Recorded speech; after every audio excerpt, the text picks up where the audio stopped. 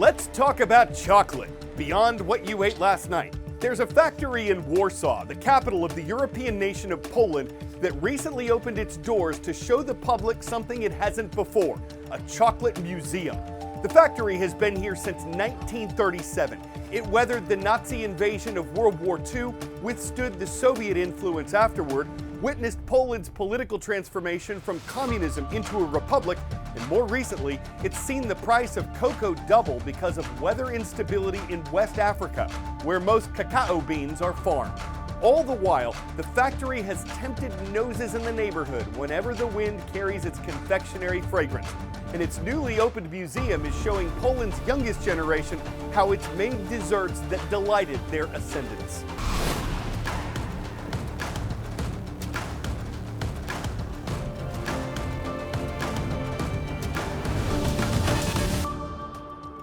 Staying in Europe for our next story on the world from A to Z, but not before an important reminder that Fridays are awesome and you are the best part of what we do.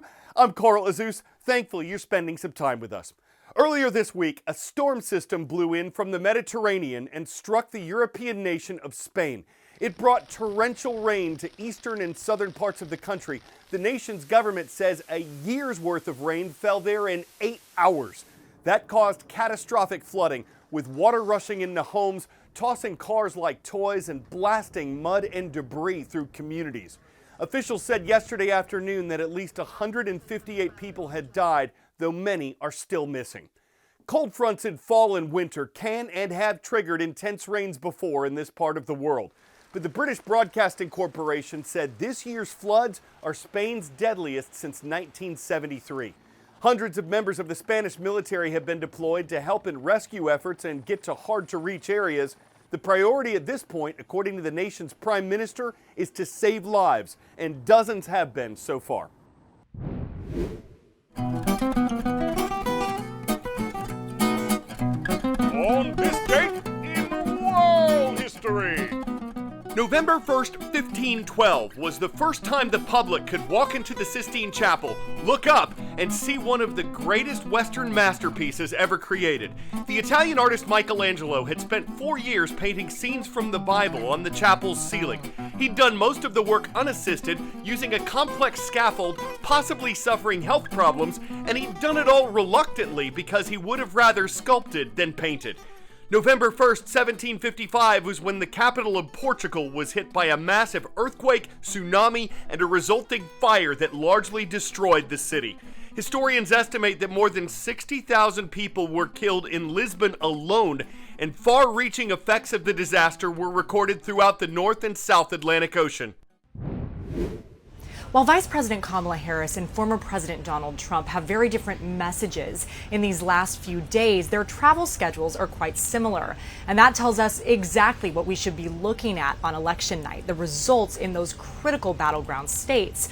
Those 7 states could conceivably be won by either candidate and will play an important role in the race for the 270 electoral votes needed to win. The race will likely come down to the 7 battleground states that could conceivably be won by either candidate. Oh, it's great to be back in Michigan. If we win Pennsylvania, we're going to win the whole deal. The battleground states can be broken up into 2 general categories. The Sunbelt battlegrounds include Arizona and Nevada in the west, and North Carolina and Georgia in the east. Arizona, Georgia, and North Carolina used to be more reliably Republican. Then there's the Midwestern battlegrounds, Pennsylvania, Michigan, and Wisconsin, part of the so-called Blue Wall. These 3 states used to be more reliably Democratic, but flipped for Trump in 2016, then swung back for Democrats in 2020. The advantage for Trump, he probably only has to win one of those 3 former Blue Wall states, Michigan, Pennsylvania, or Wisconsin, in order to win. She, in all likelihood, I think, will have to sweep them, but that is totally within her power to do.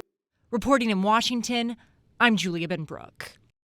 So at this point anyway, based on polls, political analysts are expecting next Tuesday's election to be a close one, hence the great importance of electoral votes from the battleground states.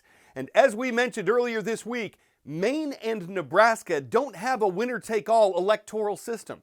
It's possible that former President Trump and Vice President Harris could get an electoral vote or 2 from those 2 states even if they lose the popular vote there. So that'll be something to watch for next week if electoral vote counts are as close as some polls suggest. Did you know it's not just Democrats and Republicans who run for office? There's a full spectrum of political parties. In fact, 5 different political parties have won the presidency. To learn more, check out periodicpresidents.com. Word and knowledge. Which U.S. president famously warned Americans about the danger of political parties? Barack Obama, Ronald Reagan, Abraham Lincoln, George Washington. This warning came from the only U.S. president who didn't belong to a political party, George Washington. He considered parties to be too divisive. Jill Stein is the Green Party's nominee for president. Chase Oliver is running as the Libertarian Party nominee, and Cornel West is in the race as an independent. But they're not on the ballot in all 50 states, and former President Trump, a Republican, and Vice President Harris, a Democrat, have the only real chance of winning the election. There's been a lot of vitriol, bitter attacks by the parties and their nominees this election cycle. Will the two main candidates bury the hatchet after next Tuesday? Only time can answer that, just like times past explain where that phrase, bury the hatchet, came from. Bury the hatchet means to make peace with someone, and originally that meant literally burying your weapon so you couldn't fight. A hatchet is a small axe, historically used by Native American tribes when warring with each other. When calling a truce, they would hold a formal peacemaking ceremony. Both groups would bury a hatchet in the ground to symbolize that they wouldn't be using their weapons anymore. Here's how one Iroquois folk legend goes. 2 leaders convinced the 5 great nations, the Mohawk, Oneida, Onondaga, Cayuga, and Seneca, to stop fighting and form a confederacy. To celebrate the peace, they buried their weapons underneath a large tree, and as the story goes, an underground river washes them away. The practice of burying hatchets existed well before Europeans came to the Americas. But the 1600s is when the phrase first entered written English because that's when English speakers first witnessed it. A 1644 account tells of the Iroquois wishing, quote, to unite all the nations of the earth and to hurl the hatchet so far into the depths of the earth that it shall never again be seen in the future. Starting our world of viewers in a city once known as the brass capital of the world. It's Waterbury, Connecticut, which is really fun to say like that, and it's where Mr. Klein's class is watching from Wallace Middle School in the Constitution State. Next is the city of Falfurrias in the southern part of the Lone Star State of Texas.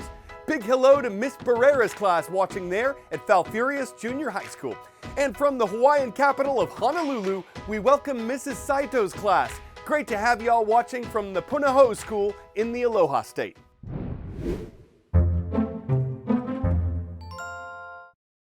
Something fun for Friday. Let's play Name That Contraption. And if you can, you'll be helping out historians. A Maryland Historical Society had this unusual machine in its storage room.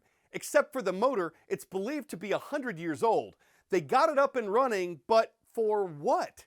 No one knows for sure what it was built for.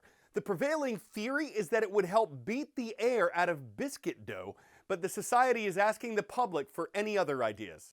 If solving mysteries is your bread and butter, maybe you can rise to the occasion and whip up, mix in, sift through, stir up, roll out, knock back, knead, work, fold, and fill to bake up the full measure of a batter explanation that thickens the plot and serves up a crowd-pleasing dish of answers. I mean, it's the yeast you can do.